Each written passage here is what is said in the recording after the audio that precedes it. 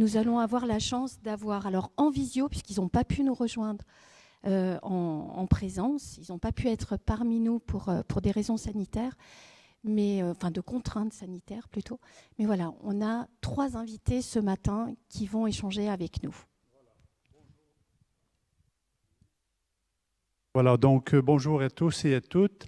Alors, c'est ça, nous avons 3 invités. Comme prévu dans le programme, nous aurons d'abord un message de la présidente de la Commission Transport et Tourisme du Parlement européen, Madame Karima Delli.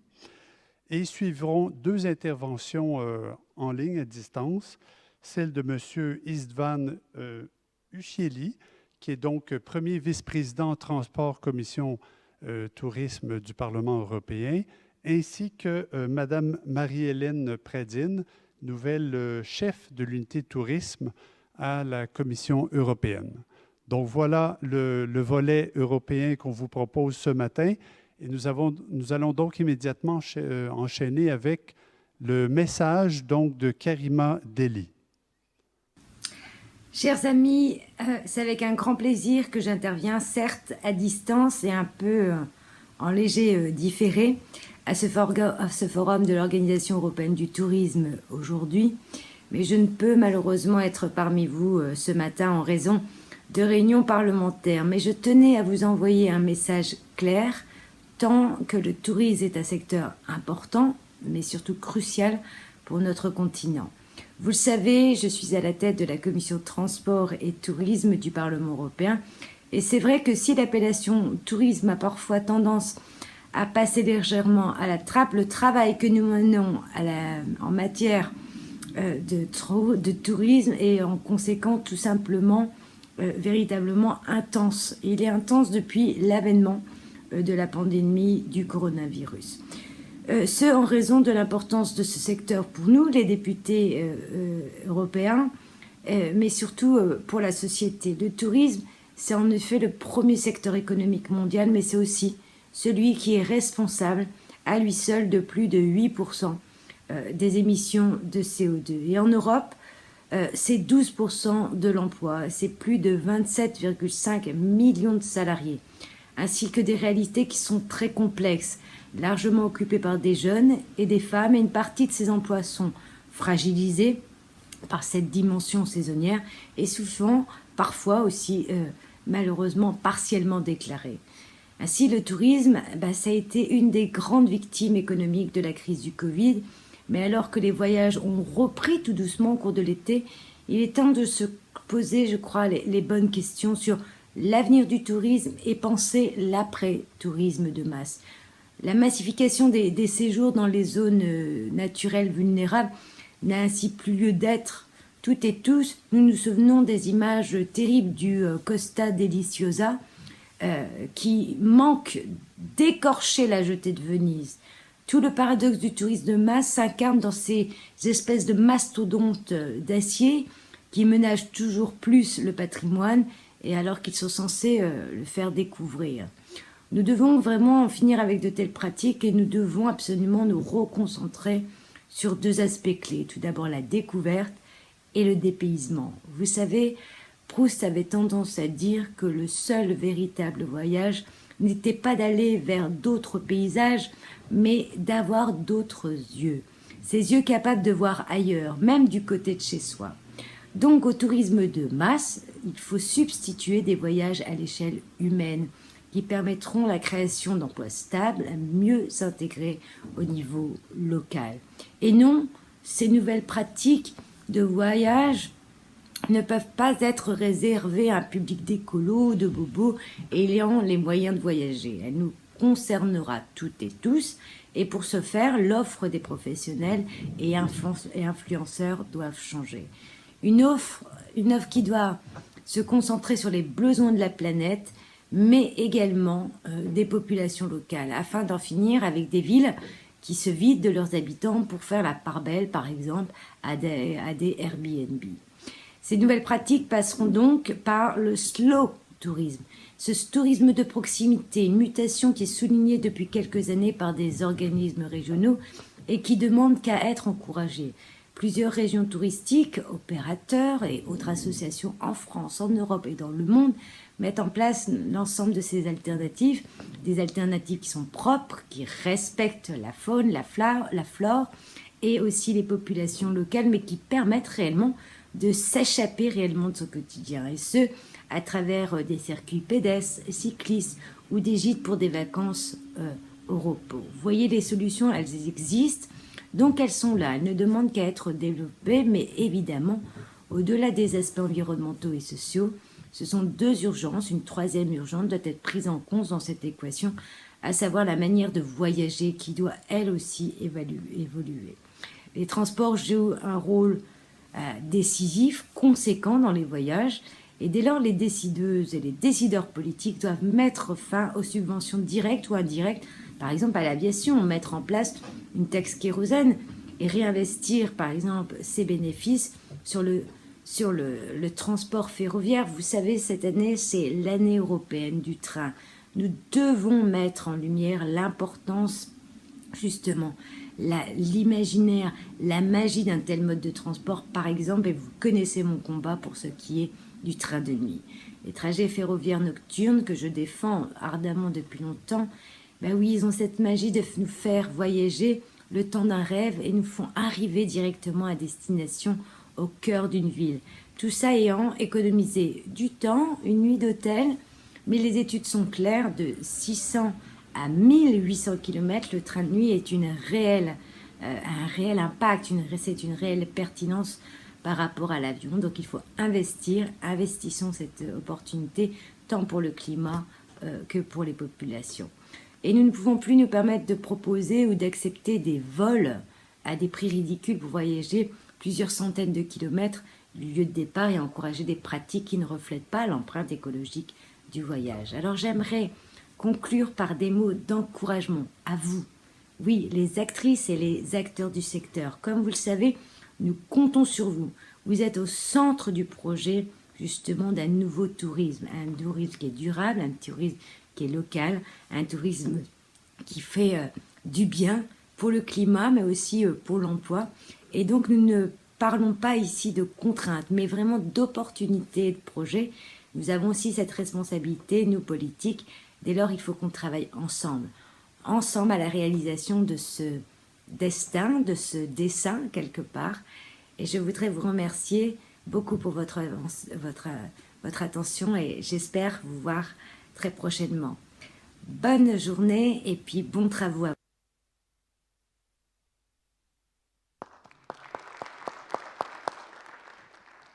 Voilà, merci. Merci pour ce message. Et effectivement, nous avons pris date pour informer régulièrement Madame Karima Delli de nos travaux et de nos avancées, notamment en termes de tourisme des jeunes et de mobilité des jeunes.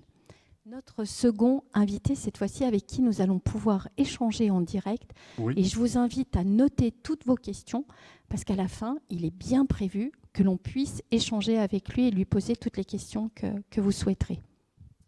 Oui, donc on va se connecter avec István Ujhelyi, voilà, qui est en ligne. Bonjour István. Voilà, good morning, Leon. Hello, It's Budapest. Good morning. István, donc vous êtes membre du Parlement européen depuis 2014. Vous êtes premier vice-président de la Commission Transport et Tourisme au Parlement, responsable du tourisme. Vous êtes également chef de la délégation hongroise du Parti socialiste. J'aimerais aussi également mentionner dans votre CV que vous avez été aussi initiateur du projet de capitale européenne du tourisme, dont Lyon a d'ailleurs été récipiendaire en 2019, exactement. Et vous êtes aussi, ça sera peut-être intéressant pour la suite de la discussion, formateur politique du programme Free Interrail Discover EU. So, István, I would like to ask you today, what are the priorities of the Commission on Transport and Tourism for the tourism? What are the main challenge and main proposal today from this commission where you are vice president. Thank you so much. So good morning, Leon. I'm from Budapest and I'm in a home office today. First of all, I would like to say sorry because I have to be at home because I take care of my 1.5-year-old son. And maybe he will be noisy, but I'm so sorry. I'm alone together with him today at home. He is my 6th kid, so I have practice, but maybe, sorry, he will be noisy. So I would like to thank, first of all, the invitation for this talk, especially to Director Charles Belanger. As you mentioned, I'm working as vice chair of the TRAN committee, and my main political field is tourism. During my professional career, I served tourism in many different fields. As member of the Hungarian parliament, member of the Hungarian government, as state secretary responsible for tourism, also president of the Hungarian Tourism Board, and as special ambassador of the UNWTO. In ISTO, you have the experience and the knowledge how much tourism industry has been developed during the past decades. Fantastic growth has happened with huge results and numbers. The world was opened and could be visited. International tourism was enlarged with huge results, fantastic numbers. Hopefully, closer to the end of this crisis, we see slightly differently how we should rebuild our future in tourism. The timing is really proper for this event. The EU institutions have worked hard during the last months to get back tourism on track.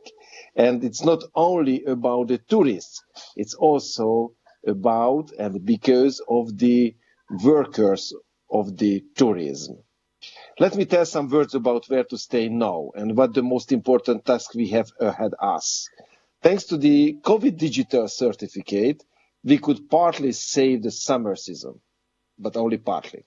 With the European sanitary seal and with several tools and financial possibilities will help our beloved industry to restart. I would like to talk on this and next to the results we achieved. I would like to look forward for our future in tourism. And of course, so sorry, my French is not the best, so maybe I will repeat Karima Deli. The past 2 years showed clearly to us how much vulnerable the entire sector has been. We had the Thomas Cook bankruptcy, and after that, with some months, immediately the COVID pandemic entered into our life within a second. It was a global crisis and nobody could measure the size and devastating impact of the COVID-19 pandemic on global tourism has carried on into 2020 and 2021. We all know the overall impact, but let me mention only 2 figures of UNWTO. 1 billion fewer international tourist arrivals worldwide, 1 billion, and 100 to 120 million direct tourism jobs at risk globally. It's 25 in Europe, and I heard that 8-9 million jobs were or are in danger in the European Union. As Special Ambassador of the UNWTO, let me express how much UNWTO was involved in the discussions. They created a tourism recovery tracker where the latest figures are available and open a dedicated site for the best practices all over the world concerning the restart of tourism. We entered to a completely new era where we should define again which could be the best direction. The European Parliament immediately reacted even for the Thomas Cook bankruptcy and later to the COVID crisis. But one of the biggest results was during the pandemic that from 705 MEPs, more than 600 colleagues supported the European Parliament decisions on tourism. This is enormous success and shows the united front in the European Parliament on tourism. The last 7 years, I have never realized so big support from the European institutions and from the European parliaments. And I'm convinced it is a strong message to the European Commission and the European Council. You know, if more than 600 MEPs coming from all the member states understand the importance, how tourism, and with their votes they confirm it, how it can happen that among 27 governments of the Council, only half of the member states understand it, and only 11 member states put tourism in their RFF policies. It's terrible. 11 only from the 27 who would like to support from the RFF the tourism. This is the missing link where we have to do more lobbying with you all on national level. Because the European Commission is a good partner, especially on unit level. I have lots of critical messages to the commissioner who is responsible for tourism, Mr. Breton. You know very well him, but he has too much things to do, and I haven't realized that he understood how the tourism important. But of course, on unit level, we have especially good partners. In some words, please have a look what happened and what we must avoid if there is another similar crisis.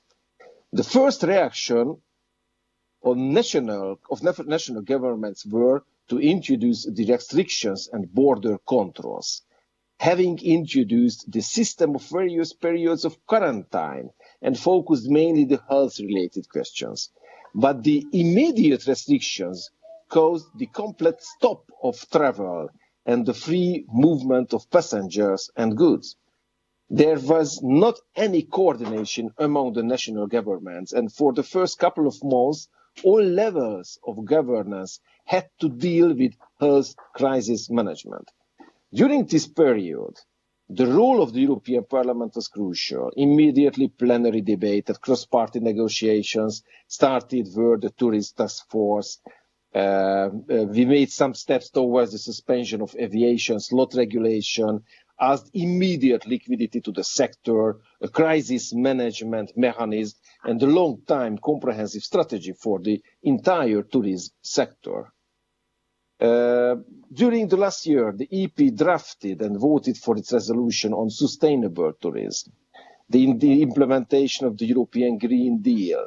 We have the unique chance to rebuild the ecosystem in a sustainable manner. As I mentioned, at the beginning of my speech, we arranged to have a European sanitary seal, a digital green pass for facilitation of travel, not only inside the EU, but from and towards third countries. In several countries, the level of vaccination is higher and higher with every day, and the level of herd immunity are going to be reached as soon as possible. It is very, very good news, but we have to think about the future. This is why to make affordable and accessible testing more widely available, the European Commission committed to mobilize at least 100 million euros under the emergency support instrument for the purchase of tests. It also was very important. Last but not least, let me mention to you the governance issue. Avoiding later crises and to be prepared in time, a long-term sustainable strategy is needed with a dedicated budget. We do not let tourism down. This is the moment when all the political levels recognize the importance of tourism industry. Tourism ecosystem was included under the new industrial strategy of the European Union. Among the 14 industries, tourism is listed as crucial field to be invested and open for future funds of the European Union. This is the first time in the European history when the tourism ecosystem could be part of the official industrial strategy of the European Union. And what is the final aim? Having a resilient, well-existing tourism ecosystem again, as tourism became one of the industries of the EU. In 2022, a single market instrument would be there. We included tourism under the InvestEU program, voted tourism in the regulation of structural and cohesion fund, where tourism is among the possible fields of the EU investment in the next 7 years. And there is a dedicated and regularly updated website on grants and funds in tourism managed by the European Commission. And finally, I have to repeat what I always ask from my colleagues. Skills and education in the European Union for the tourism is one of the most important question and subject for us. Dear colleagues, I believe it shows to the direction what we have reached in health issues. What is the common in health and tourism policy if we see them from the European perspective? Yes, they are both under national competencies, health and tourism. This means that all governments deal with their health policy by themselves, and the EU has only coordination role. But the COVID crisis showed it was not enough. One of the main achievements of the last month was the creation of the European Health Union. What does it mean? More coordination, more budget, more European competencies, but keeping the policy in the hand of the member states. A similar action is needed in tourism. The European Tourism Union can be the solution. It's a political project. It's not a new institution, but we need it. So, dear colleagues, I'm a politician of action. We are in the right moment to reach real governance in tourism at the European level. Please help me, help us and support to have it realized not only for 2030, but within this term before 2024. Thank you so much. And it's my really honor to be invited to your beautiful city. Next time, I hope I can be together with you personally. Thank you so much.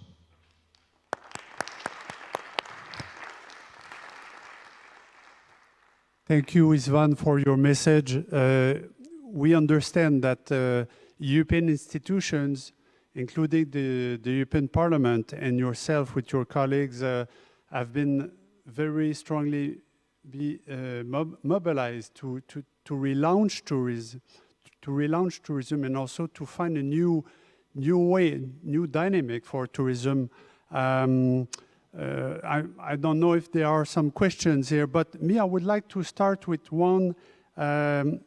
Sustainability, digitalization are issues, and in the top of the agenda, we can see it. But I would like to ask you, because here at ISTO, most of our members are dealing with one special issue, which include, of course, sustainability, but which is how to ensure that more European citizens can have access to travel, leisure, and holidays. Some statistics before the pandemic from Eurostat mentioned that less than 50 or 52% of EU citizens could afford to travel, let's say, to have a holiday, which means 4 nights in a row. Is it something important or something that is more discussed or will be more discussed at the European Parliament, this issue, thinking that maybe more European citizens will be in difficulties for traveling? And within this context, do you think that domestic travel, and I would say domestic travel within countries, but also within the European Union, can be a strategy just not only for relaunching tourism, but a long-term strategy which can ensure a more sustainable tourism? we have seen in the figures that international travelers has dropped quite a lot, much more than domestic travelers. So here's the question. We would like to hear you on that. Thank you for your question, and I really agree with you. When I was president of the Hungarian Tourism Board 12 years ago, I was the first one who asked my colleagues to create one strategy for the tourism, accessibility tourism, for those who in the past couldn't travel because of physical problems. It's very, very important. I have two messages. One, we need money because we know very well it's not a huge money, but it needs support to build and to develop good tourism possibilities for all of us. So it needs money. And sometimes it needs public money from the states, from the regions, or from the European Union. So, for example, your question is very important to show that, yes, we need European funds, because, for example, on this field, we have to give some support to those companies, SMEs, who would like to open them tourism service for all of us. The second thing is the strategy of the European tourism, because before the pandemic, we had more and more problems because of the mass tourism. Most of the business people, the companies, wanted to realize very quick and big money. That's why there were more and more problems because of the mass tourism. In the European Union, I think we need not the quantity, but the quality strategic plan. We don't need more tourists. We have to open our sector for all the Europeans who would like to travel. So that's why it's very important. And if I can, I would like to be your partner to write this strategic plan, how we can support this kind of tourism. The UNWTO also supports it. The UNWTO has own strategic plan, opinion about it. So I think it's one of the most important questions. OK, thank you. S'il y en a qui ont des questions, is there anyone who would like to ask István something following his message? Oui, Benoît César. Bonjour, Monsieur Uccelli. Je voulais revenir sur une question plus liée à, pas la crise du Covid, mais la crise plus environnementale. Je viens de Belgique. Nous avons subi des inondations assez fortes, comme en Allemagne, ici, durant l'été. Et toute la contrainte et le poids de l'environnement, enfin, quand je dis contrainte ou poids par rapport à des opérateurs comme nous le sommes, ce sont des choses qui sont extérieures à nos entreprises, à nos associations, et il est compliqué de les prendre en compte dans notre modèle, dans notre fonctionnement. Le seul moyen de pouvoir prendre en compte cette contrainte extérieure, c'est que les réglementations puissent les prendre en compte. Donc je voulais savoir, voilà, en tant que Parlement européen, et en tant à la fois au niveau du Parlement, mais aussi en tant que interlocuteur vis-à-vis des États. Si vous pouviez agir sur le cadre réglementaire, si vous pouviez agir sur le fait d'avoir un cadre réglementaire stable et clair sur du long terme pour nous permettre aussi d'intégrer cette contrainte-là, pour nous permettre de prendre en compte ces externalités qui sont extérieures à notre activité quotidienne. Comment est-ce que vous pouvez prendre en compte ces éléments-là et nous permettre après, nous, d'agir en tenant compte de ces éléments-là? Oh, I didn't want to stop you, but I'm so sorry, it's my shame. I don't speak in French. But I didn't want to stop you because sometimes the question is more important in a conference than the answer. So I think for all the others,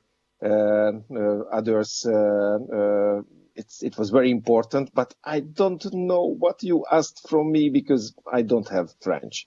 So somebody can help me? Benoît, tu pourrais, en quelques mots, poser ta question en anglais, parce que je crois qu'il n'y a pas l'interprétation là-bas.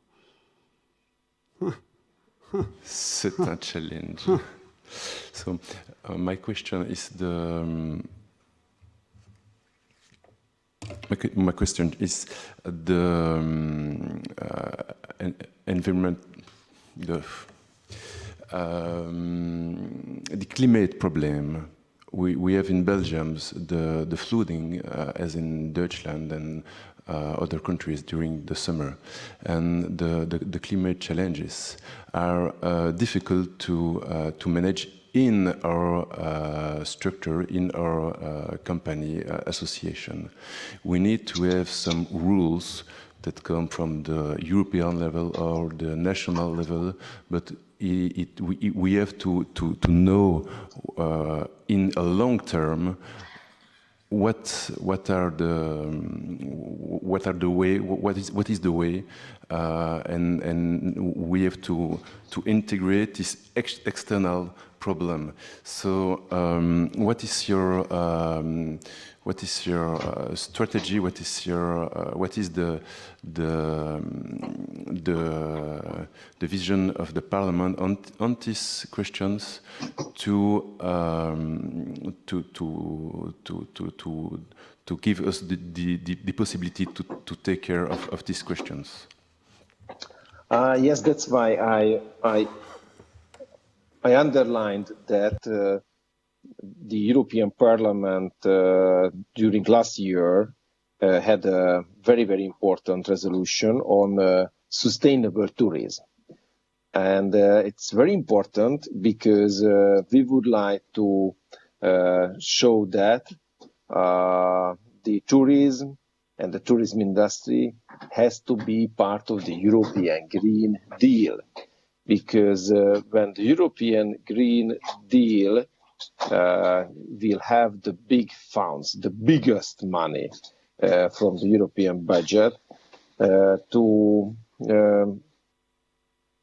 manage some problems, energy, the transportation, and other issues. Then we have to ask the Commission and the Council to put the tourism industry also into the strategic plans, because we have to change a lot our services, our tourism industrial projects need some changes if we would like to serve the European green aims and the European Green Deal. So it's very important. Please check this sustainable tourism resolution. It's very concrete. It's not only about blah blah, because we know very well the Commission and the Council and the European Union will have important decisions. For example, the cruise lines. For example, the hotel industry. Energy questions, about the aviation policy. So lots of things which is very, very close to the tourism industry. So we have to be part of that. We will work on it, of course. OK. Est-ce qu'il y aurait encore une question? Oui, Anya, in English, please. I got that message. Hello, Istvan. So yeah, I have a question which is a little bit provocative maybe. So once people could travel again, there have been already some sites totally over-visited, like Venice. So Italian friends from Venice told me the day they could go there again. The city was completely flooded, not by water, but by local tourists, so domestic tourism. And my question is, how will the sustainable tourism work when the world tourism flow open again? So for the moment, the tourists are here replaced by the foreign markets, the international non-European markets are replaced by the locals, and we already suffer of mass tourism today. As we're speaking here, even though the hotels might not be as full as they were before, but sites are suffering. And so my question is, in the long run, how will this be managed? How will we start limiting visas worldwide, or I don't know? Yes, that's why I mentioned the mass tourism, because it's a big problem. Because on one hand, of course, we would like to have the states, the taxes, the income. We need the jobs in the tourism sector. All of them is very important, but we don't want to wait till the moment when the European citizens will hate the tourism industry and all the guests. And yes, we heard it from Venice, we heard it from Dubrovnik, and we heard it, for example, from Paris. I got messages from Paris 2 years ago before the COVID. So that's why, for example, for me, was very important to project the European Capital of Smart Tourism project, which is about those cities which has very good tourism background, but they started to think about the digitalization and the smart projects, and we would like to give them bigger visibility.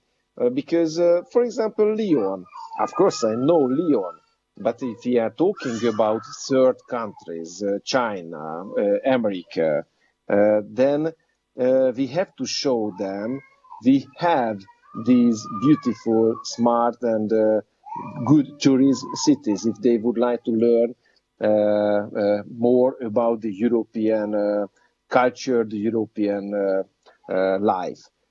So that's why this European Capital of Smart Tourism project is try to help these kind of new projects. And the other one is the World Bridge Tourism project, which the last 4 years was very important. World Bridge Tourism, it is my project organized by the European Commission, which would like to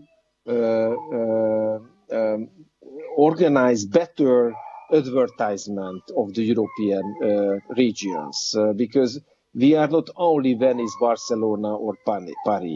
We have more beautiful small places.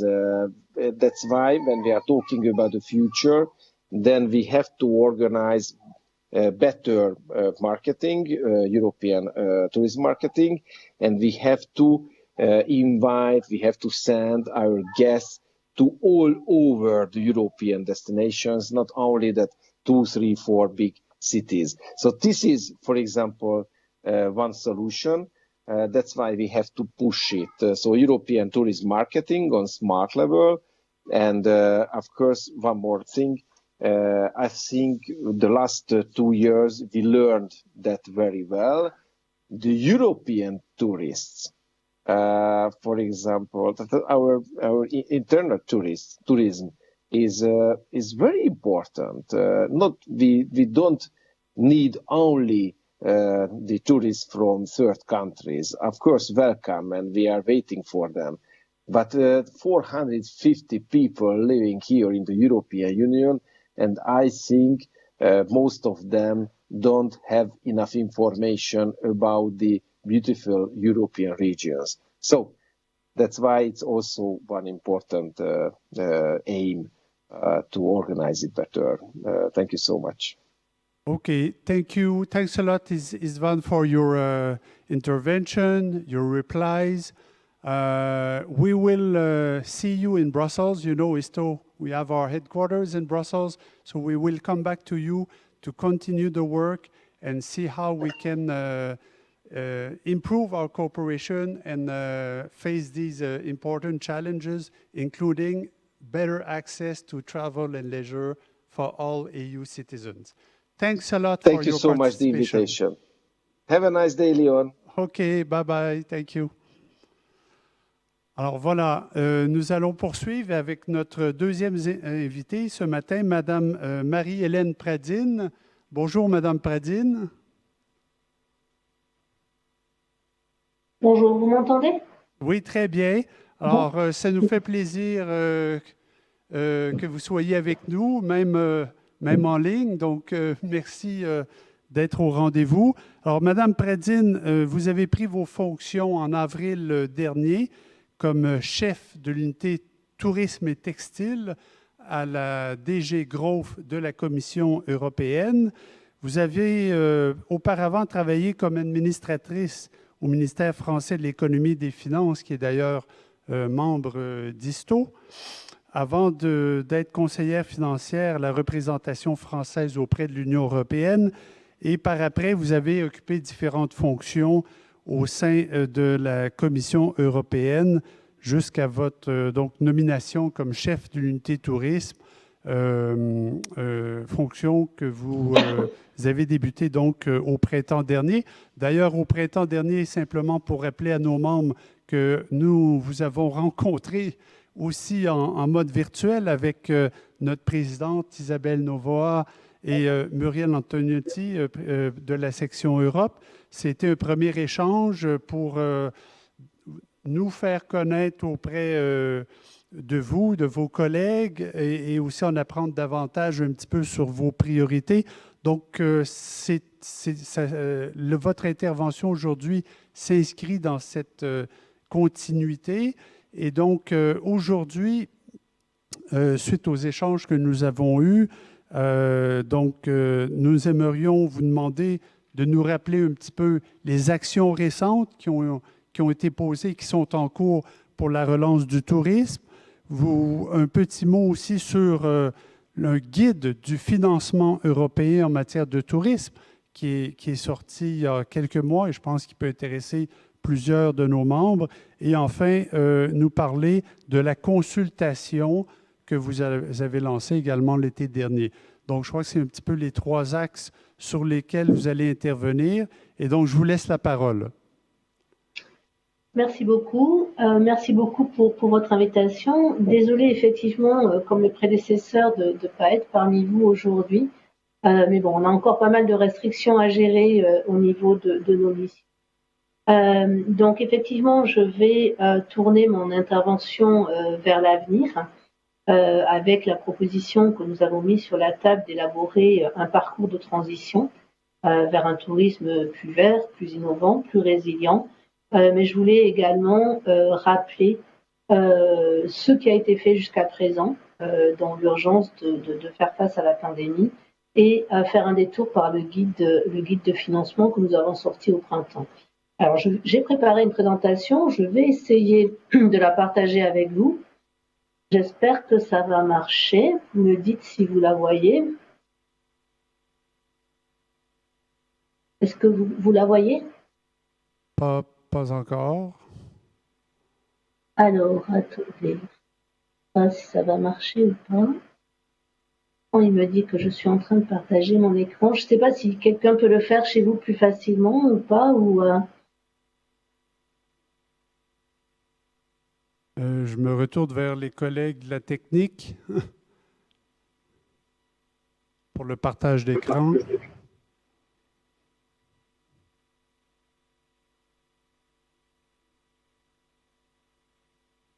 Voilà, vous la voyez toujours pas?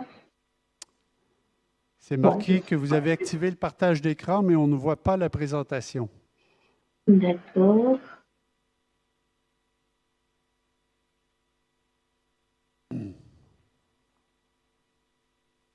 Toujours pas.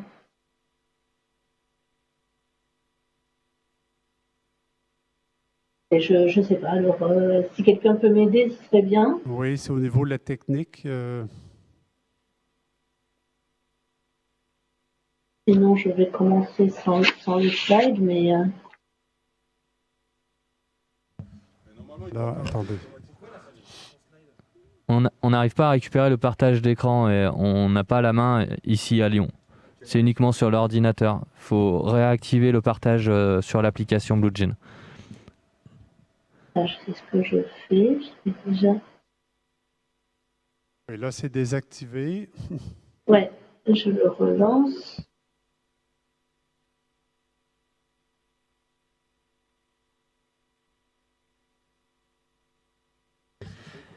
Bon, écoutez, je ne sais pas. Vous utilisez uniquement un écran ou plusieurs écrans? Vous êtes en bureau partagé? Là, vous me parlez un peu chinois. Moi, j'ai une présentation qui PowerPoint. Je fais share, je clique dessus, je fais share. Et ça ne marche pas, visiblement. Donc, je ne sais pas ce que je dois faire de plus. Écoutez, si le partage d'écran ne fonctionne pas, vous nous présentez les points essentiels. Ok, bon, il n'y a aucun moyen de la passer. On pourra la partager après les participants, avec les participants ensuite. Pardon? Ah, vous ne pouvez pas l'envoyer. Si, je peux tout à fait vous l'envoyer. Je voulais envoyer déjà, d'ailleurs. L'envoyer par mail à mon collègue.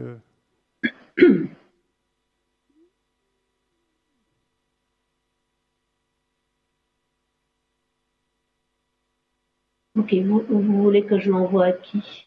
Jacques Rayet.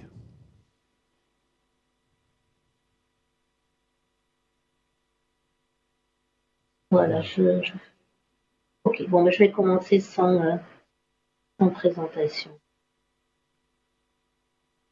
C'est un peu dommage, on aurait dû essayer hier quand on... Ok, bref. Donc, ce que je voudrais aujourd'hui, c'est effectivement donner une vision européenne au tourisme, à l'écosystème du tourisme. Mes prédécesseurs ont déjà rappelé quelques chiffres au niveau européen, en particulier le fait que le tourisme représente 9,5% du total du PIB de l'Union, ce qui représente plus de 22 millions d'emplois, en tout cas en 2019, avant la pandémie. Ça a été également rappelé à plusieurs reprises que le tourisme avait été le secteur le plus touché par la pandémie, avec une perte de revenus estimée à 70% en 2020 et 11 millions d'emplois qui sont devenus à risque. Et inutile de préciser que c'est tous les États membres de l'Union qui ont été concernés. J'ai quelques chiffres pour la France, puisque vous êtes à Lyon, que je peux donner. Dans l'Hexagone, le tourisme représentait environ 7% du PIB. La France, avant la pandémie, se situait parmi les premières destinations touristiques mondiales et le secteur employait 2 millions de salariés directs et indirects. Et les conséquences de la pandémie sur l'emploi et les finances des entreprises ont été vraiment énormes. On estime par exemple que l'hôtellerie en France a enregistré une diminution de son chiffre d'affaires de plus de 50%. Donc évidemment, ça a été également rappelé par mes prédécesseurs, l'écosystème doit maintenant faire face à de nombreux défis. notamment pour atteindre les objectifs écologiques. Je crois que c'est Madame Karima Deli qui rappelait que le tourisme représentait environ 8% des gaz à effet de serre dans le monde. Et sur le plan numérique, on sait que les PME ont souvent un faible niveau de numérisation. Donc notre idée est vraiment de profiter, si j'ose dire, de l'opportunité de la situation actuelle pour faire évoluer le tourisme vers quelque chose de différent. Là-dessus, on partage tout à fait les orientations qui ont été ciblées et annoncées par le Parlement européen. Je voulais également dire quelques mots sur la saison touristique de l'été, puisqu'elle vient juste de se terminer. Donc on sait que le retour à la normale n'est pas encore là. On n'attend pas de reprise vraiment réelle de retour à la situation antérieure avant 2023-2024. Mais les résultats pour 2021 sont quand même encourageants. Donc on n'a pas retrouvé... Ah voilà. Merci. Donc là, je suis déjà je suis au premier slide. Voilà, très bien. Non, vous pouvez rester sur le premier. Voilà. Donc j'en étais au fait que l'été 2021 avait quand même été encourageant. Donc on n'a pas retrouvé encore le niveau de 2019, mais on a vu que les vols, par exemple, au niveau européen, étaient revenus à des niveaux à 71% des niveaux de 2019. Les parcs d'attraction, les parcs d'attraction, les musées, etc., sont revenus aussi à hauteur d'à peu près 75% de 2019. À titre de comparaison, en 2020, ils avaient été divisés par moitié. Un rappel également sur les mesures à court terme, comme vous l'avez annoncé dans votre introduction, donc c'est le prochain slide. Un peu changé. Changement de... Voilà. Le suivant encore. Donc, les mesures de court terme. Voilà, exactement. Donc, indépendamment effectivement de ce qui a été souligné, de la première réaction qu'ont eu les États membres avec la pandémie, de fermer leurs frontières et d'avoir des mesures pas très coordonnées, pour le moins qu'on puisse dire, je crois que la Commission a quand même aidé par la suite sur deux plans. D'abord avec la stratégie de vaccination. Monsieur Ougéli citait tout à l'heure monsieur Breton en disant qu'il avait peut-être beaucoup de choses à faire, mais bon, je crois qu'on ne peut pas lui reprocher son engagement en faveur de la vaccination. Aujourd'hui, en Europe, on a 79% de la population adulte qui est primo-vaccinée et 73% qui a reçu les 2 doses de vaccin. Si on compare par exemple avec les États-Unis, ils sont environ à 56% au niveau de la vaccination. Donc je crois qu'on peut être satisfait des objectifs atteints aujourd'hui. Un autre angle d'attaque pour la vaccination, c'est la contribution de l'Union européenne au mécanisme COVAX pour aider les pays tiers à se faire vacciner. Donc l'Europe est celle qui produit, et le continent qui produit le plus de vaccins, mais également celui qui en exporte le plus. Donc c'est quand même un point important à signaler, notamment dans le contexte de la réouverture des circuits touristiques. Autre succès européen, et là je crois qu'on peut vraiment parler de succès, c'est le certificat Covid. On sait aujourd'hui qu'il y a 510 millions de certificats numériques européens qui ont été émis, ce qui est quand même assez important quand on sait que le règlement a été adopté uniquement juste avant l'été, et avec un succès qui va bien au-delà de l'Union européenne, puisqu'on a aujourd'hui 67% de pays connectés à la plateforme européenne ou qui demandent à l'être. Donc c'est vraiment les 4 continents qui sont concernés. Donc l'Europe, bien sûr, ça va de soi, mais aussi l'Océanie, l'Asie ou l'Afrique. Donc ça, ce sont des mesures à court terme que je tenais à rappeler et qui ont d'ailleurs contribué à avoir des résultats assez encourageants pour la saison 2021. Sur le prochain slide, vous allez voir notre présidente, Madame van der Leyen, voilà, exactement, qui, dans son discours sur l'état de l'Union vers la mi-septembre, a également signalé les efforts de l'Union européenne en matière dans le cadre du COVAX, pour les vaccinations dans les pays tiers, mais a également annoncé un certain nombre d'actions au niveau de la santé, avec un investissement de 50 milliards d'euros d'ici 2027. Et elle a eu cette phrase qui est depuis connue pour indiquer que la pandémie, c'est un marathon et ce n'est pas un sprint. Donc, il faut garder cela en tête pour bien comprendre que malgré tous ces efforts qui ont été faits depuis le début de la pandémie, on est encore hors dedans et il y a encore du chemin à faire avant de retrouver les niveaux qu'on connaissait avant. Alors, justement, dans ce cadre-là, je voudrais faire un détour sur le terrain financier. C'est effectivement le deuxième axe de mon intervention. Peut-être le prochain slide. Voilà. Donc, dans le cadre des mesures court terme, l'Europe s'est également mobilisée sur le plan financier. Il y a d'abord eu un système d'aide d'État qui a été mis en place très tôt, en mars 2020, qui a été prolongé jusqu'en 2021, jusqu'à la fin de cette année, qui est très important pour le secteur tourisme, puisqu'il permet d'augmenter les plafonds des aides et aux États membres de convertir des prix en subventions directes. Il y a d'ailleurs ce système-là est en train, donc il se termine à la fin de l'année, mais on est en train de discuter de sa possible reconduction. C'est en cours d'examen. Je n'ai pas encore le résultat, mais c'est une possibilité qui est en train d'être examinée. Il y a eu également le programme SURE, Support to Mitigate Unemployment Risk in an Emergency, qui a été proposé par la Commission dès le mois d'avril 2020 et qui est à la disposition de tous les États membres qui ont besoin de mobiliser des moyens financiers importants pour lutter contre les conséquences économiques et sociales négatives de la pandémie. Il permet de fournir une aide financière qui peut atteindre 100 milliards d'euros sous forme de prêts de l'Union aux États membres qui ont été touchés par la pandémie. Il soutient les régimes de chômage partiel ou mesures équivalentes pour aider les États membres à protéger les emplois.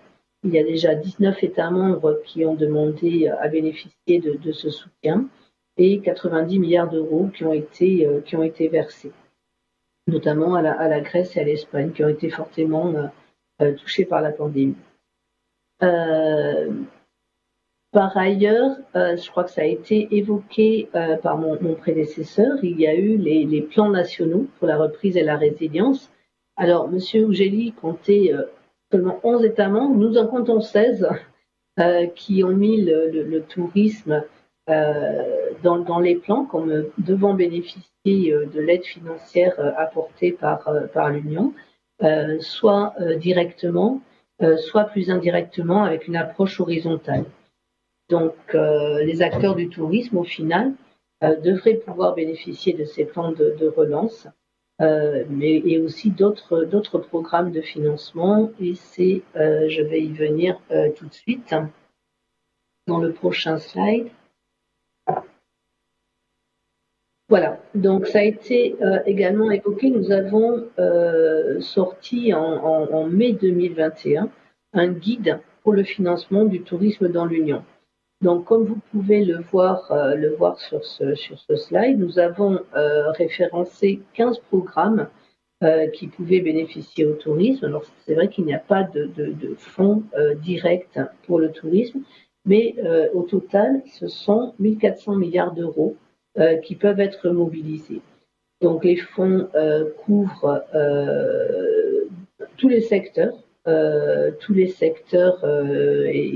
et donc y compris des secteurs touristiques. 80% des fonds sont utilisés dans le cadre d'une gestion partagée et les procédures ont d'ailleurs été simplifiées en cette fin. Bon, évidemment, il y a beaucoup de demandes, beaucoup de concurrence, mais ça a été simplifié et secteur touristique devrait pouvoir en bénéficier. Dans le slide suivant,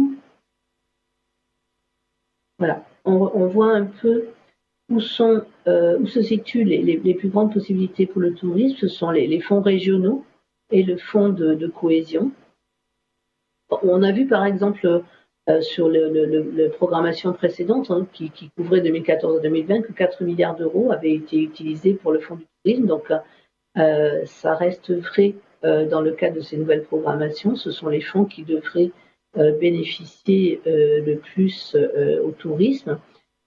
Concernant les priorités, on retrouve les priorités politiques de la Commission, durabilité, digitalisation et résilience.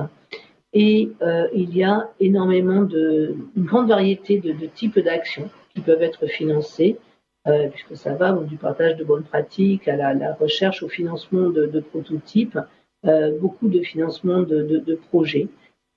Donc c'est assez divers. Ça peut concerner la préservation de parcs naturels, ça peut concerner des questions de sécurité, le développement de produits dans le cadre digital notamment. Le slide suivant. Voilà, donc vous voyez ici à l'écran la page sur laquelle le guide est ouvert. Donc contrairement à la version précédente, on a voulu faire un guide en ligne qui est censé être plus facile d'utilisation. Vous pouvez, pour l'utiliser, remplir différentes rubriques, sélectionner qui vous êtes, une ONG, une PME, une région, etc. Sélectionner la thématique qui vous intéresse, tourisme durable, digital, développement de compétences, etc.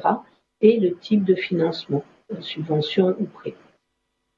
Donc ensuite, vous êtes dirigé vers les sites qui expliquent les programmes, le type d'aide que vous pourriez avoir en fonction de ces caractéristiques. Jusqu'à présent, on a vu que le guide rencontrait un vrai succès, puisqu'on avait déjà eu des milliers de visiteurs avant l'été, notamment pour certains programmes. Donc n'hésitez pas à aller le voir. On pourra faire passer le lien via Isto si vous le souhaitez. Il a également, c'est un point important, vocation à être mis à jour, à être actualisé. On voudrait notamment mettre des exemples d'actions qui sont financées via ces fonds de façon à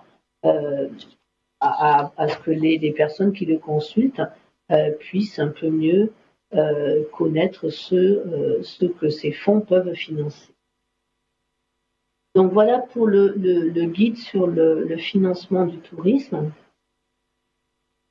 Voilà, dernière partie qui est peut-être la plus importante, c'est la préparation d'une vision à moyen et long terme.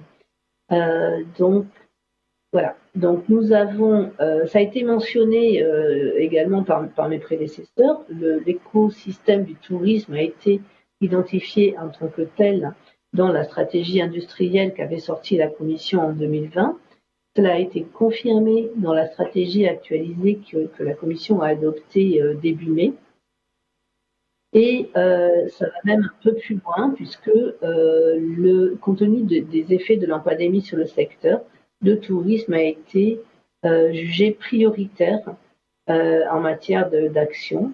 Et donc, c'est le premier à avoir lancé l'élaboration d'un parcours de transition qui a vocation à le rendre plus fort, plus vert et plus digital. Alors, quelles sont les particularités de ce parcours de transition?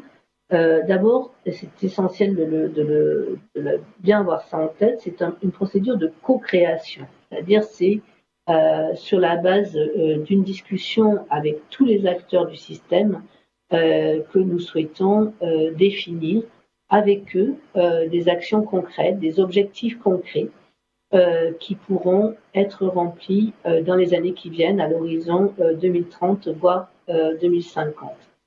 Le processus a été lancé par la Commission en juin dernier avec la publication d'un document de travail des services de la Commission que vous avez à l'écran. C'est un document qui identifie des scénarios avec des propositions d'action pour transformer le secteur. Mais comme je disais, ce ne sont que des propositions. Ce n'est qu'à la suite d'un dialogue avec des acteurs que nous pourrons élaborer ensemble ce parcours de transition. Quand on a lancé le document de travail, on a lancé également une consultation en ligne qui s'est clôturée le 15 septembre. Nous avons eu pas mal de réponses à cette consultation, près de 200 au total, avec des organismes très variés qui ont contribué, des administrations locales, régionales, nationales également, des associations, des universités, des instituts de recherche ou des ONG. D'ailleurs, je me permets, puisque vous êtes à Lyon, de signaler que les Français ont répondu présent. Il y a à peu près 14 contributions françaises, pas mal de régions, et en particulier la région Auvergne-Rhône-Alpes où vous êtes aujourd'hui, qui a contribué à cette consultation. Alors maintenant, à l'issue de cette consultation, je pense qu'on peut passer au slide suivant. Voilà. Ça, c'est encore la consultation. Vous voyez sur l'écran ce que je viens de raconter. Donc, on peut peut-être avancer. Voilà, exactement. Donc maintenant, qu'est-ce qui va se passer? On va reprendre toutes ces contributions, en reparler dans le cadre d'ateliers, de workshops entre nos experts et les acteurs. Les premiers workshops ont commencé aujourd'hui, ce matin. Il y en a trois en particulier sur la durabilité, sur le digital et sur la résilience. Il y aura une deuxième série de workshops quand les discussions auront plus avancé vers la mi-octobre. Et également, entre-temps, en parallèle, beaucoup de consultations avec nos partenaires institutionnels, le Parlement et la Task Force Tourisme, sur laquelle Madame Dely est intervenue tout à l'heure, mais la Commission 30 en général, mais aussi le Comité des régions, les experts nationaux, sont autant d'interlocuteurs qui feront partie de ce dialogue. Et à l'issue de tout ce travail, ce que nous espérons, c'est qu'à la fin de l'année, nous pourrons concrétiser, finaliser ce parcours de transition, donc avec ces actions et ces objectifs concrets, comme je le disais, et que ça pourra devenir l'agenda européen pour le tourisme à l'horizon 2030 et 2050. C'était d'ailleurs une des demandes des conclusions du Conseil compétitivité qui ont été adoptées au début de l'été dernier. Donc ça, c'est notre objectif. Peut-être quelques exemples de ces scénarios, voilà, pour rendre les choses un peu plus concrètes. Donc en matière de durabilité, de développement durable, qu'est-ce qu'on pourrait imaginer? Là aussi, c'est un scénario, hein, c'est pas une proposition de la Commission, c'est que au moins 70% de l'offre touristique au niveau local soit basée sur des transports qui soient neutres sur le plan climatique. D'après ce que j'ai compris, c'est également un des grands espoirs de Madame Dely. Donc ça, c'est une idée. On va voir si les acteurs peuvent adhérer, suivre ce scénario. En matière de digitalisation, on a également énormément de choses à faire en matière de partage des données pour rendre les données plus interopérables de façon à accroître le partage des données et rendre également les choses plus prévisibles de façon à mieux cibler l'offre touristique par rapport à la demande. Donc là, on est en train de travailler là-dessus. On travaille notamment on prépare un dashboard qui pourrait rassembler toutes ces données. Un code de conduite également qui pourrait être partagé entre les opérateurs sur le partage des données. En matière de résilience également, ce qu'on souhaite, c'est améliorer l'accès des zones touristiques et toutes les zones touristiques, et également éviter les pics touristiques sur certaines régions uniquement l'été. Donc, l'idée, ce serait de combiner plusieurs formes de tourisme, de développer d'autres régions également touristiques. Il y a peut-être aussi une fenêtre de tir, par exemple, quand on parle de tourisme hors saison, de le combiner avec les nouvelles possibilités offertes par le téléworking, par exemple, qui permet de pouvoir travailler, s'implanter en dehors de son lieu de travail et peut-être de profiter pendant les week-ends pour faire un peu plus de tourisme dans des endroits qui sont moins touristiques aujourd'hui. Un autre élément important sur lequel je voulais insister, et là-dessus je rejoins tout à fait les interlocuteurs précédents du Parlement européen, c'est le développement des compétences. Vous savez peut-être que la Commission européenne a adopté en 2019 un pacte de compétences, un pacte for skills, avec comme objectif que au moins 70% des adultes reçoivent une formation chaque année dans l'Union européenne. C'est un des objectifs retenus par le sommet social à Porto. Et donc aujourd'hui, nous sommes en train de décliner ce pacte de compétences au niveau de chaque secteur, et y compris le tourisme. Notre objectif d'ici la fin de l'année, ce serait d'avoir des accords, des partenariats en matière de compétences avec les régions, avec les principaux acteurs locaux, pour ensuite, concrètement, sur le terrain, pouvoir délivrer ces formations avec les universités, avec les organismes de formation, etc. Donc ça, c'est un point qui est très très important pour nous. Et là-dessus, nous comptons également sur les régions pour répondre présent. On a eu il y a 2 semaines une réunion avec les régions, organisée avec l'aide du comité des régions. Je crois que la région Rhône-Alpes y participait, a là aussi répondu présent et est prête à s'investir dans le développement de ce partenariat. Donc ça, je voulais également insister là-dessus. Ça fait tout à fait partie de ce parcours de transition que nous souhaitons élaborer pour l'avenir. Voilà, ce dernier slide rappelle un peu les échéances. Donc, nous souhaitons finaliser ce parcours d'ici la fin de 2021. Nous comptons sur la présidence française pour pouvoir le présenter formellement à tout le monde début 2022. Et ça devrait donc devenir la composante principale de cet agenda européen pour le tourisme pour l'horizon 2030-2050, sous la forme d'un plan de travail pluriannuel fondé sur les actions et objectifs sur lesquels nous nous serons mis d'accord. Voilà, je pense que je vais m'arrêter là. Je vous remercie. Je suis désolée pour le fait que j'ai pas pu présenter moi-même la présentation, mais je pense que ça a été finalement.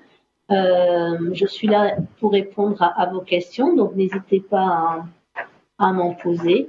Et je terminerai en disant, comme Madame Dely d'ailleurs, que nous comptons sur vous, sur votre contribution, sur votre participation pour mener à bien l'élaboration de ce parcours que nous souhaitons tous, je pense. Voilà, merci.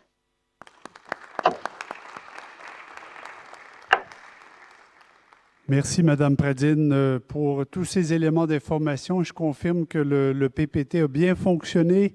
Merci à nos techniciens en haut. Chapeau pour la connexion, le vidéo. C'est pas toujours facile. Ils ont fait un super boulot. Merci déjà.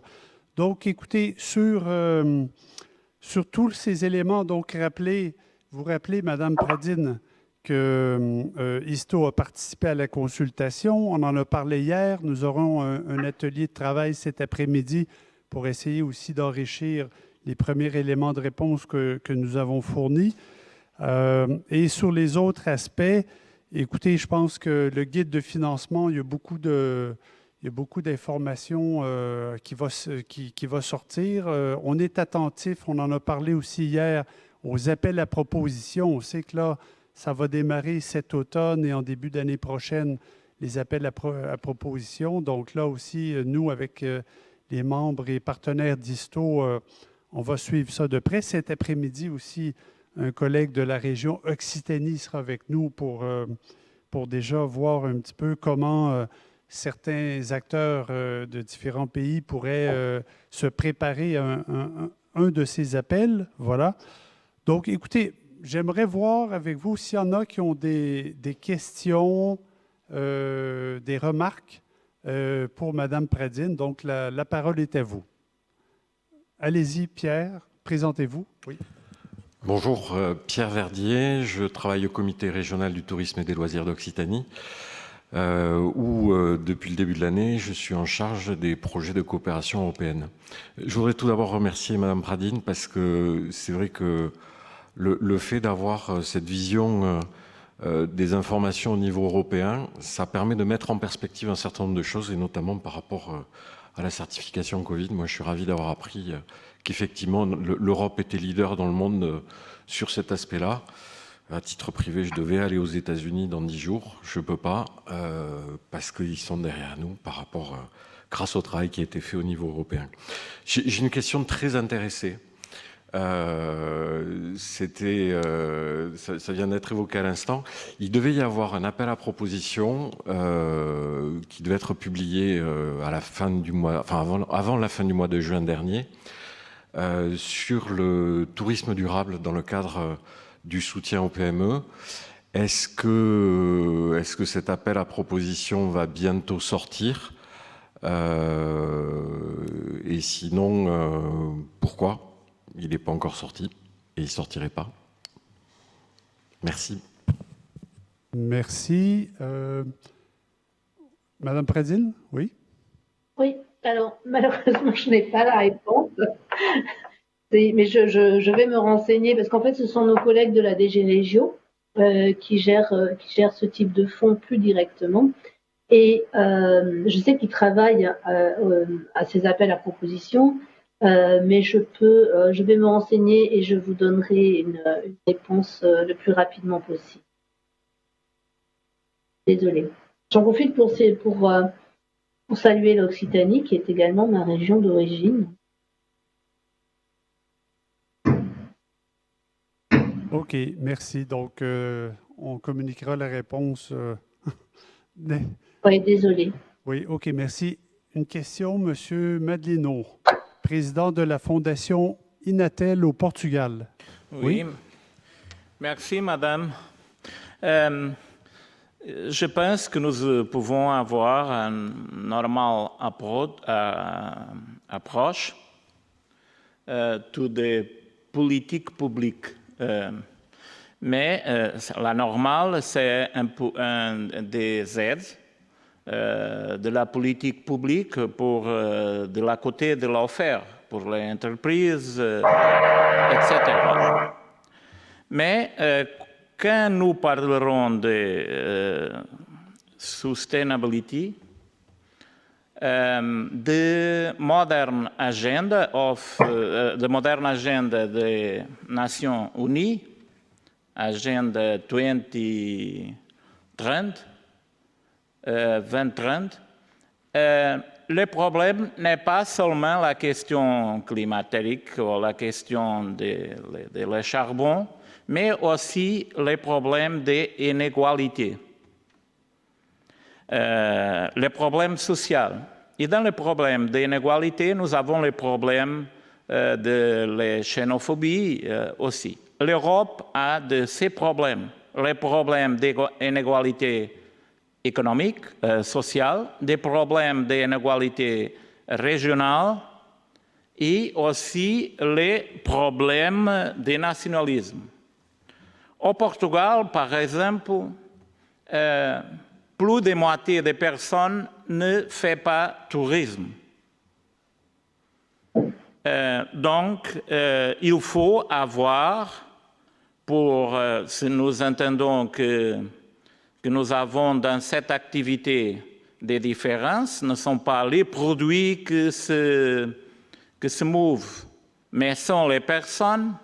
Nous avons désertification, nous avons les régions plus riches avec plus attraction de tourisme, Londres, Paris, Rome, Italie, etc. Donc, comme pouvons-nous avoir un component social de la politique sociale pour la soutenabilité, non ambientale, mais soutenabilité sociale, parce qu'il y avait des irrigations, il y avait des désertifications, il y avait problèmes dans l'Union européenne, et je pense que dans le futur, si nous n'avons pas une solution, les problèmes sont plus forts. Il y a beaucoup de personnes, millions de personnes, et dans une Europe avec différents niveaux de vie, il y a des socialisations et dans les cités, et la France connaît très bien ces problèmes. Donc, quelle est la composante du tourisme social? Quelle est la composante de combattre l'inégalité et non seulement développer la côté de l'offre, mais de nous aider à résoudre les problèmes d'imperfection des marchés et de la demande qui n'est pas pouvoir de revenus.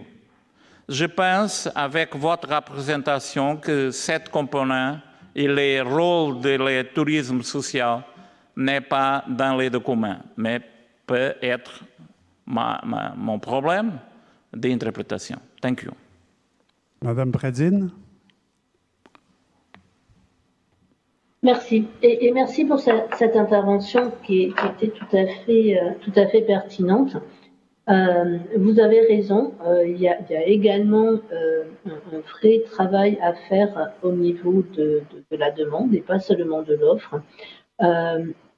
Vous avez raison aussi, ça n'apparaît certainement pas suffisamment dans le document, mais pour vous rassurer, ce parcours de transition que l'on veut construire avec vous, justement, avec ce parcours de transition, l'idée est de ne pas se censurer et d'ouvrir vraiment toutes les possibilités. Dans les contributions que j'ai vues, en réponse à la consultation que nous avions ouverte jusqu'à la mi-septembre, il y avait justement pas mal de propositions qui allaient dans ce sens, avec l'idée de développer un tourisme davantage de proximité et un tourisme également plus inclusif qui impliquerait les populations locales qui sont pas toujours concernées. Et là-dessus, je crois que c'est effectivement une ouverture qu'on doit avoir. Ça va là aussi dans le sens de ce que disait Madame Dely tout à l'heure, de ne pas réserver le tourisme à un nombre limité de destinations fait pour des bobos qui ont les moyens de voyager, mais également de l'ouvrir davantage à une plus grande variété de populations et également à une plus grande variété de lieux. Donc ça, c'est une proposition que nous pouvons avoir en tête et qui peut tout à fait être relayée pour faire partie de ce parcours de transition. C'est pas exclusif en tout cas.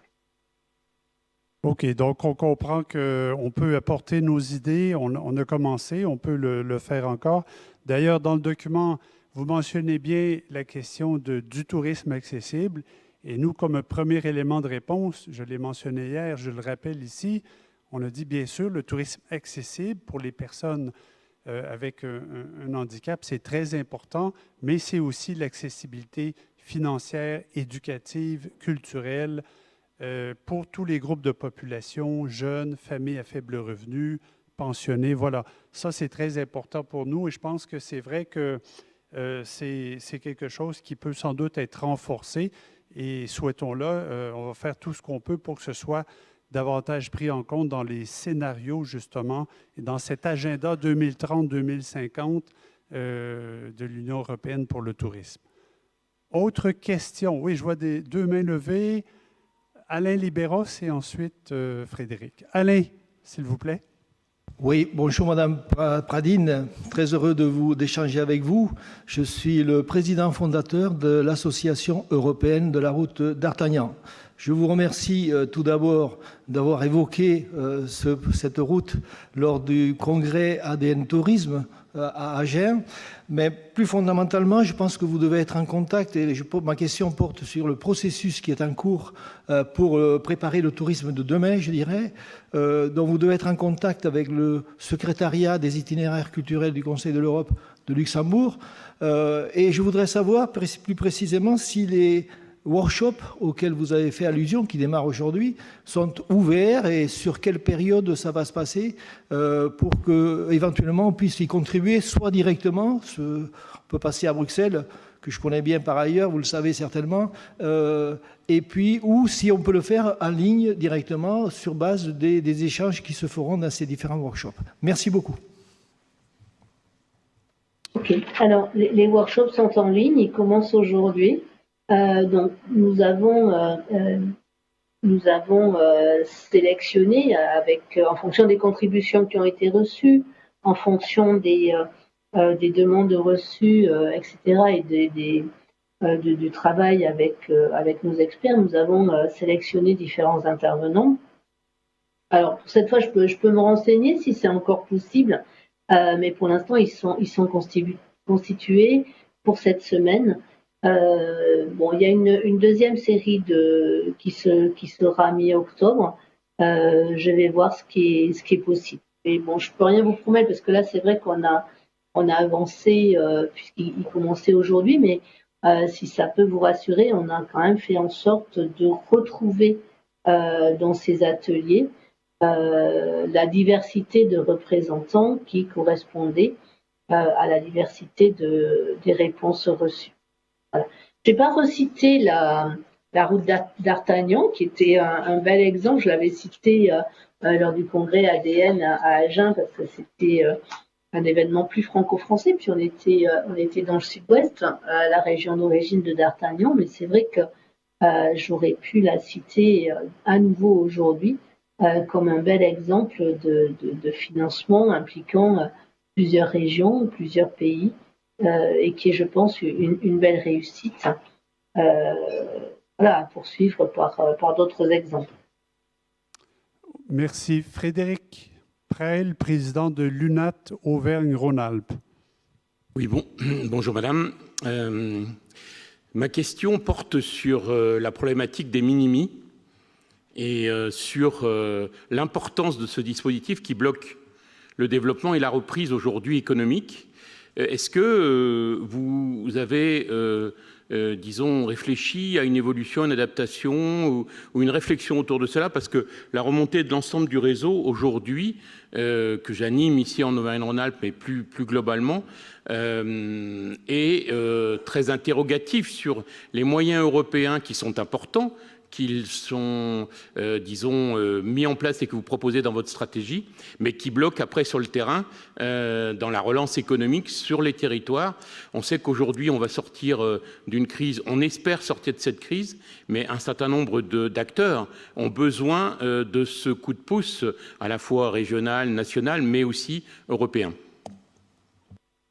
Excusez-moi, je n'ai pas compris à quel dispositif vous faisiez allusion.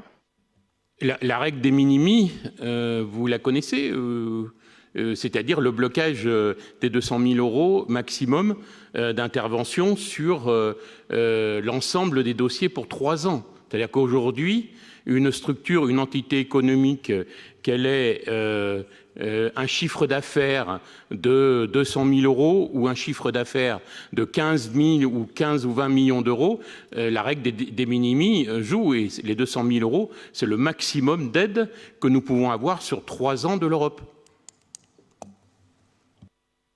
Donc c'est sur les règles d'aide d'État pour ce type d'infrastructure. Ok.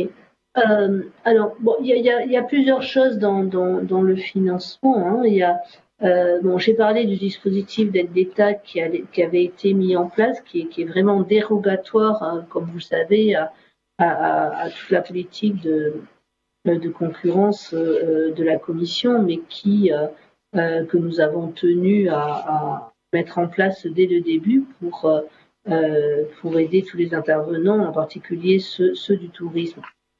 Ensuite, sur les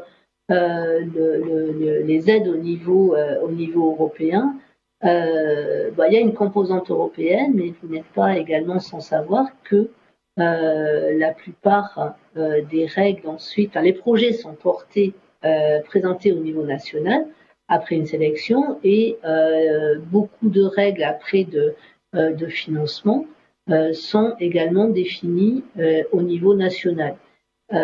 Donc ça, je peux voir avec la DG Régio s'il y aura des évolutions là-dessus dans la mise en place de la nouvelle programmation qui a commencé en début d'année.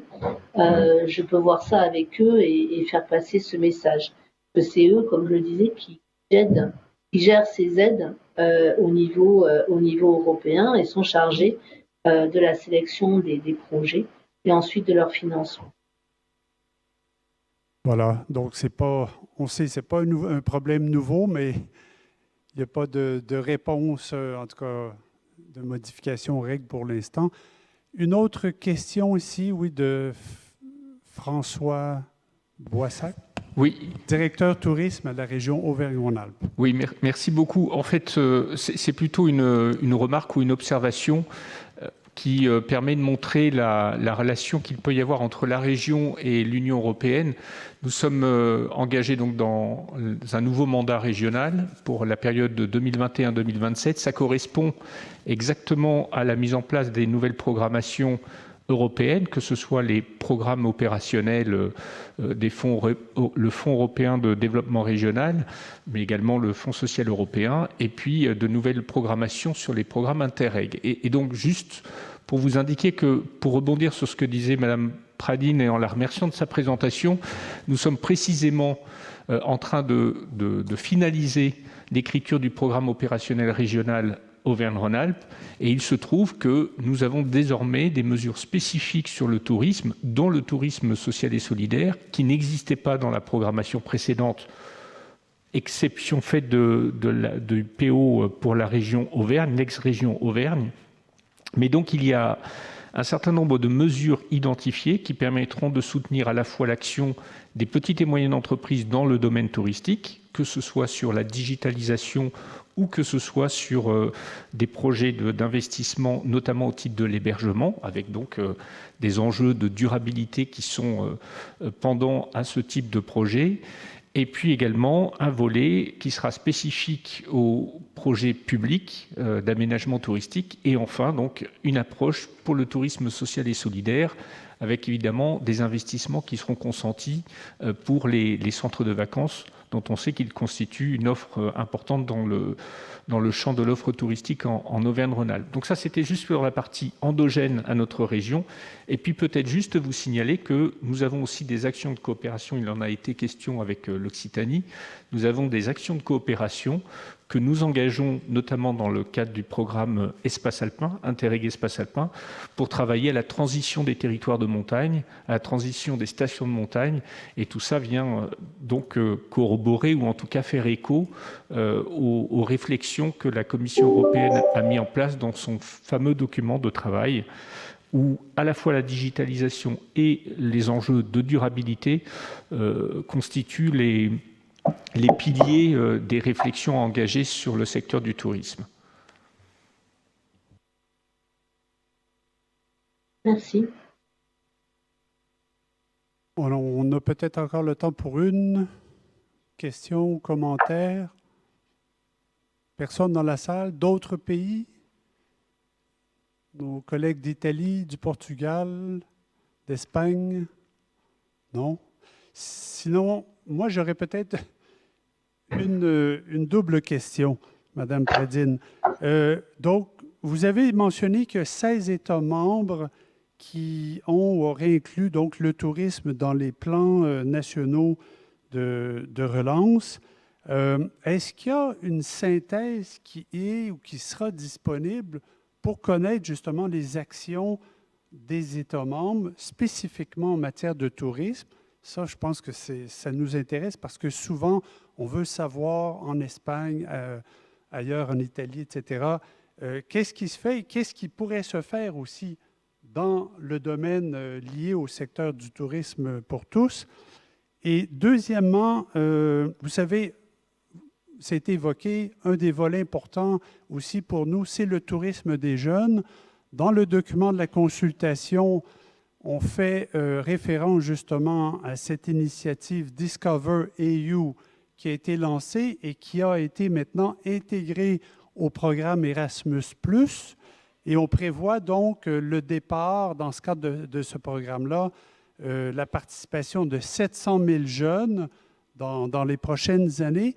Et donc, une grande question qui se pose pour ceux qui représentent le secteur du tourisme des jeunes ici, je pense à notre collègue Benoît de Caléo, Marc Pili de Vacances ouvertes en France, c'est est-ce que pour ce programme-là, des critères peuvent être pris en compte pour faire en sorte que les jeunes qui ont moins d'opportunités puissent aussi bénéficier de ce programme-là? Parce que souvent, on sait très bien que c'est ceux qui ont un certain niveau d'éducation, etc., et que ceux qui n'ont pas ces privilèges, ces accès-là, n'auront jamais la chance de pouvoir vivre une telle expérience. Donc, on se demandait, dans ces 700 000 jeunes, c'est un très bel effort, mais est-ce qu'il y a un mécanisme qui peut être pensé, proposé pour favoriser cet accès-là aux moins privilégiés? Voilà les deux questions. OK. Alors, sur la première, pour l'instant, on n'a pas de synthèse. Je vais voir ce qui est possible. Chaque État membre a présenté son plan. C'était un peu une approche nationale et il y a eu ensuite tout un processus d'examen, de validation en interne et d'adoption par le Conseil. Je vais voir ce qu'on peut en retirer, voir ce qu'on peut communiquer au niveau du tourisme. Je vais voir parce que c'est pas évident à faire et il faut voir si on peut avoir cette approche. Pour les jeunes, c'est une question très intéressante parce que d'ailleurs on parlait récemment avec nos futurs prochains interlocuteurs dans le cadre de la présidence française et c'est aussi un des aspects qu'ils veulent mettre en avant. Finalement, le tourisme, c'est le premier moyen de devenir européen. C'est le premier moment où on passe des frontières, où on découvre d'autres pays, notamment au sein de l'Union européenne, et que c'était souvent un des éléments fondateurs de la citoyenneté européenne.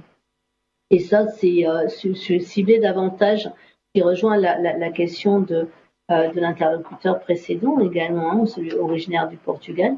On peut voir dans le parcours de transition si ce sont des éléments qu'on pourrait prendre en compte en termes d'objectifs également, en termes d'objectifs sociaux. Il faut qu'on voit ça avec nos collègues de la DGIAC qui gèrent Erasmus+, mais c'est quelque chose qu'on pourrait avoir en tête et qu'on pourrait développer. Très bien, bien merci. Donc, sur ça, on reviendra vers vous et vos collègues de la DG Éducation Culture, effectivement. Le tourisme est transversal, ça ne se limite pas à la DG Growth. On sait très bien qu'il y a d'autres aussi DG, dont vous venez de le mentionner, qui peuvent avoir un rôle à jouer, notamment pour la mobilité des jeunes.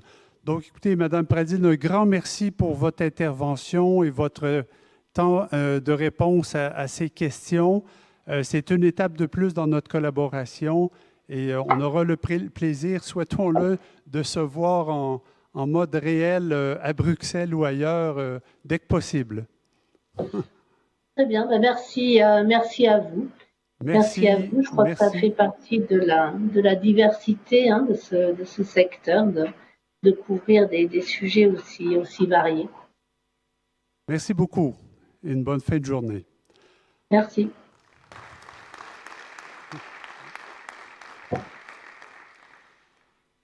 Muriel, je te laisse le micro.